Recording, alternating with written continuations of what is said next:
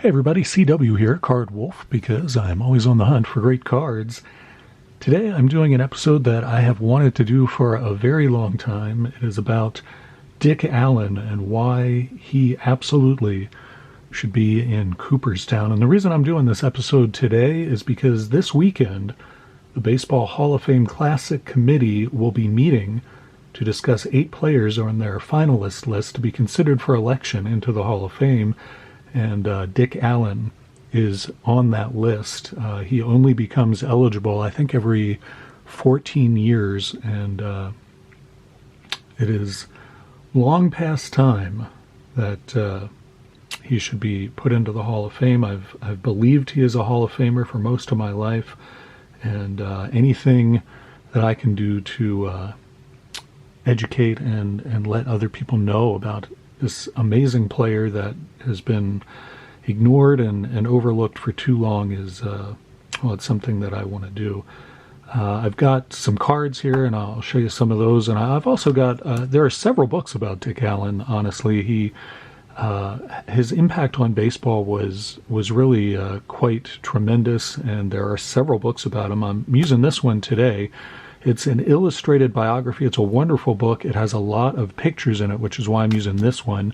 So there's a lot of stuff that I can show you in this book. It also has a wonderful, just tons and tons of quotes by players and managers and people around the game, and quotes from Dick Allen himself. It's a really great book, and I highly recommend it. There are other books about Dick Allen, and his biography, his autobiography is quite good as well. It's just called Crash, and it's written by Dick Allen, and that's an excellent book as well, in his own words. It's a very good book, but I'm going to use this one because it has so many pictures and illustrations in it, so it'll give me something to show you guys. I know a lot of you probably don't know very much about Dick Allen. He played in the 60s and 70s, and he was one of the game's absolutely most dominant power hitters during that period.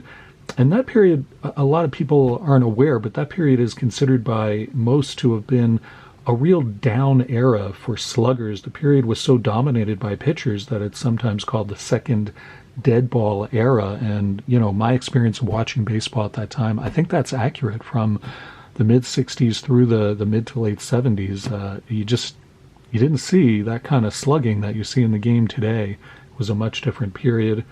So what do I mean by him being a dominant hitter during that time? From his rookie season, which is in 1964, all the way through about 1974, Allen led the majors in OPS+, which is a newer statistic in the game, so I'm going to tell you what that is. And I know some of these new statistics don't really seem to mean anything, but OPS+ really does, and I'll explain what it is. It's the sum of a player's on-base percentage, which is a stat you're probably familiar with, and their slugging percentage, which is another stat you're probably familiar with. OPS plus is the sum of both of those. So in other words, it measures the ability of a player to both get on base and to hit for power. So it's kind of an elite sort of number that only really good players are going to excel in. And from 64 to 74, Dick Allen led the majors in this statistic. That is remarkable. For that period, he led everybody, including lots of Hall of Famers. During the period, he was also 5th in home runs, behind Hank Aaron, Harmon Killebrew, Willie Stargell, and Willie McCovey, all of them Hall of Famers. And he and Hank Aaron are the only players during that span with 300 home runs and 100 stolen bases. Of all major league players with 500 or more career home runs who played during the years that Dick Allen played, so anyone who played during all the years that Dick Allen played, of all of them, only Mickey Mantle's lifetime OPS plus of 172 tops Dick Allen's lifetime of 156. That means Dick Allen has a higher OPS plus than Willie Mays, Mike Schmidt, Reggie Jackson, Hank Aaron, and anybody else you can name from that period. I mean, these are baseball's all-time greatest, and Dick Allen is right there. But he was not just a slugger. He was certainly that. He was one of the greatest home run hitters, not just of his era, but of any era. But more than that, Dick Allen was a great teammate. He was a great base runner. He's one of only a few players in Major League history, in fact, to hit 2 inside the park home runs in the same game.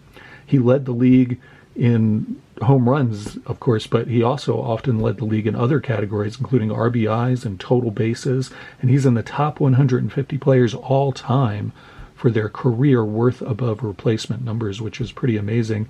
In 1964, and we just saw his rookie card on the previous page, Dick Allen was Rookie of the Year, and he had one of the best rookie seasons in baseball history. And what do I mean by that? And I'm going to talk about that a little bit.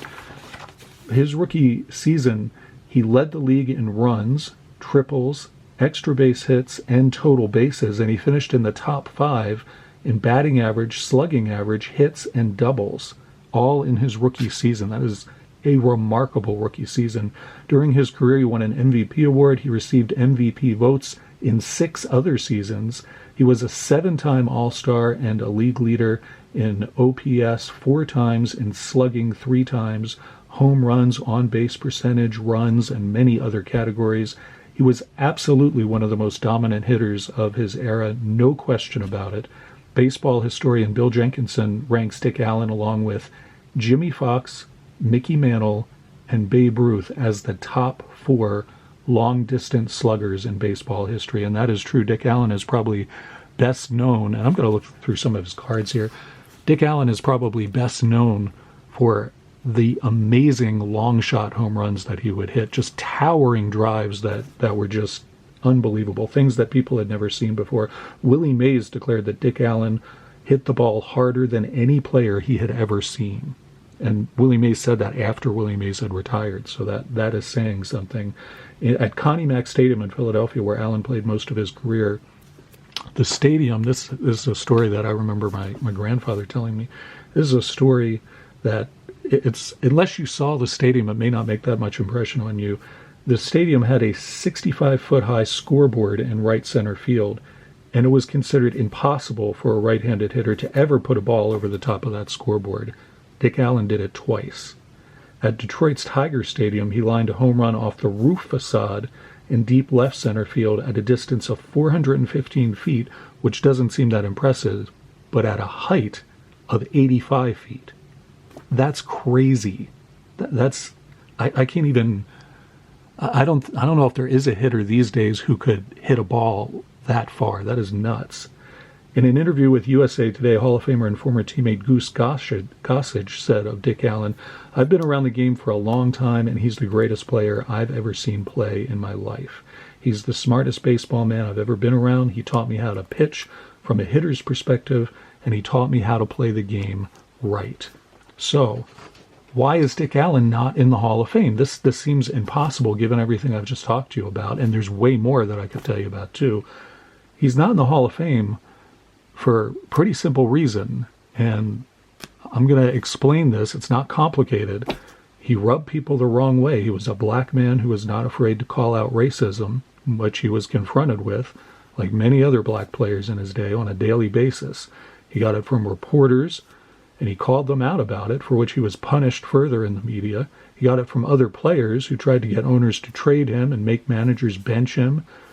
And I'm going to tell you about an incident at very early part of Dick Allen's career, 1965. Remember, Dick Allen was a rookie in 64, so he was still a very young player when this happened to him. It was only his second year in the league. He was in the Phillies dugout, and a white player named Frank Thomas, no relation to the Big Hurt, Frank Thomas, this white player, started a fight with Allen, hitting him with a baseball bat. The other players insisted that Frank Thomas needed to be taken off the team. He needed to be penalized in some way. And the Phillies agreed, and they released Frank Thomas the next day. But all of the Phillies teammates, including Dick Allen, were barred by the team from ever commenting about the incident to the media or anyone else. And why is that bad? You think, oh, well, that's standard practice. That's the kind of thing teams would do today. And that is bad because the result was that fans and sports writers never heard Dick Allen's side of the story. They never heard the other teammates who were in the dugout that day tell their side of the story. They only heard about it from this white player who had assaulted Dick Allen and who was never punished legally. He was never really punished in the media either, because he was the one who got to tell the story about it. And local fans and sports writers perceived it as Dick Allen costing a white player his job, which made them hate him. And some Phillies fans moved from verbal abuse with obscenities and racist language to throwing things at Dick Allen whenever he went out onto the field, including ice and fruit and eventually even flashlight batteries and other rocks and things like that. And so Dick Allen started wearing his batting helmet when he went out to the field, or what he called his crash helmet, and that gave him his nickname throughout his career was Crash, and it was because he wore that, what he called his crash helmet out there. Dick Allen battled racists and racism throughout his entire career, and because he spoke up and fought back about it, white reporters and fans and umpires and other players viewed him as a troublemaker, and that false reputation stuck with him well into the years after he retired, and it has kept him out of Cooperstown for a long time. And I want to show you some photos from here so that you understand. I know sometimes when you hear historical stuff like this, you think, oh, they're exaggerating, they're making it up, it wasn't that bad. I'm going to show you some photos in here so that you understand that I am not exaggerating this at all. Let me see if I can find what I'm looking for here. I know, here it is. This is years later. This is 1967. That incident happened in 65. The Phillies fans never stopped abusing Dick Allen. This is from 1967. Fans were throwing smoke bombs at Dick Allen on the field.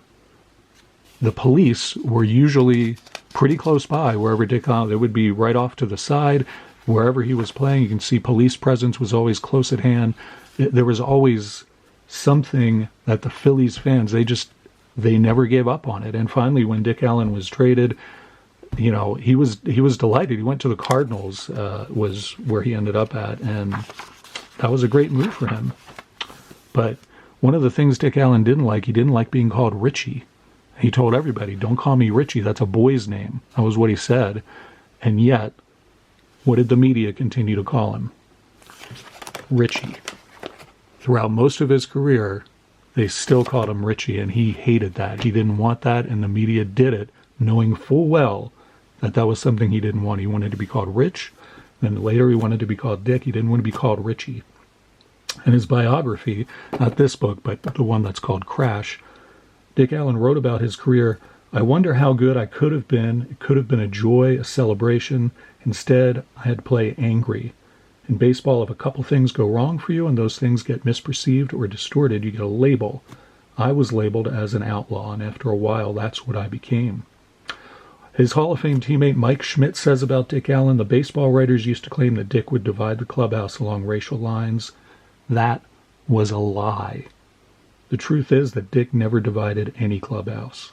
Another Hall of Famer, Reggie Jackson, said of Dick Allen when he first came to the American League in 1972, when he was traded to the White Sox, he's one of the most valuable players to come along to a team and to the league. People who rap Dick don't know anything about him. Two of his managers, Gene Mauch of the Phillies and Chuck Tanner of the White Sox, were the managers who had Dick Allen on their teams for the longest amount of time. And here's Chuck Tanner right here when Dick Allen came to the White Sox. That was his manager. Gene Mauch said of Dick Allen, Dick's teammates always liked him. I would take him on my team in a minute. Chuck Tanner said Dick was the leader of our team, the captain, the manager on the field. He took care of the young kids, took them under his wing, and he played every game as if it was the last day on earth. Both of those managers, by the way, are in the Hall of Fame. Another of Dick Allen's teammates, the longtime pitcher in the MLB, Stan Bonson, has said, he got on great with his teammates, and he was very knowledgeable about the game. He was the ultimate team guy. Bill Melton, another of his teammates, said Dick did the things on the field that no one has ever done before. He had tape measure home runs and could run like a deer. But most of all, he led by example. He had a calming effect on the younger players. He made us better as a team. And I'm going to give you one more quote. He came back to the Phillies eventually and played another couple of years with them at the end of his career. I'm going to give you one more quote. This one is also from Mike Schmidt. He said, Dick did the wrong thing. He became the best player on his team. He became the star of the team. He was a sensitive black man who refused to be treated as a second-class citizen. Twice, Dick Allen has missed election into the Hall of Fame by one vote. It is disgraceful to baseball that he is not in the Hall of Fame. And I sincerely hope that that will finally change with this weekend's vote.